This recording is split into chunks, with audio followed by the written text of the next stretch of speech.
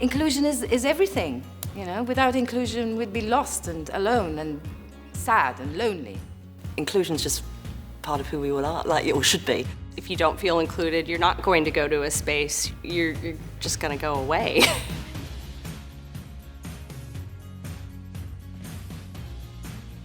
Ramps for wheelchairs. I think of special parking spots. The wheelchair sign on parking bays and physical access, I think that's probably what springs to mind for most people.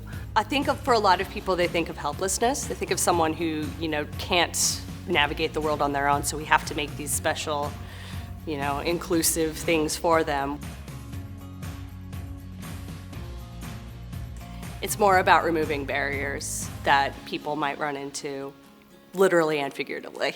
That any young person that comes through our building or is wanting information from our website or wherever, there's no barriers whatsoever. It is available, it's accessible, it's easy, and it's just no drama whatsoever. Because there's all kinds of young people in the world. They come from different cultural backgrounds, they come from different genders and sexualities, and they come with their different levels of ability and disability. I'm going to get really emotional because it's so hard out there for a lot of young people. They have to navigate so much stuff.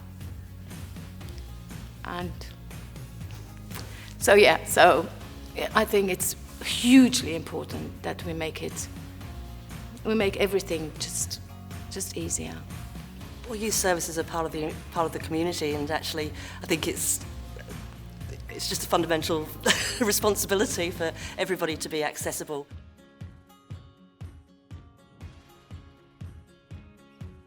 One of the first things was actually putting a phone number on our sign in the front. Just a simple phone number, so if people can't get in or whatever, or they need to call, it's right there. We're working a lot to make sure our social media is all accessible, so including image descriptions wherever we can, putting captions on all of our videos, and making sure the language is language that people will be able to engage with. We've updated our website to include an invitation for people to contact us about their accessibility requirements, and we've also done some simple things like making sure we know the measurements of doorways, for example, so we can actually provide that to somebody on the phone. Making sure that our online presence is more user-friendly.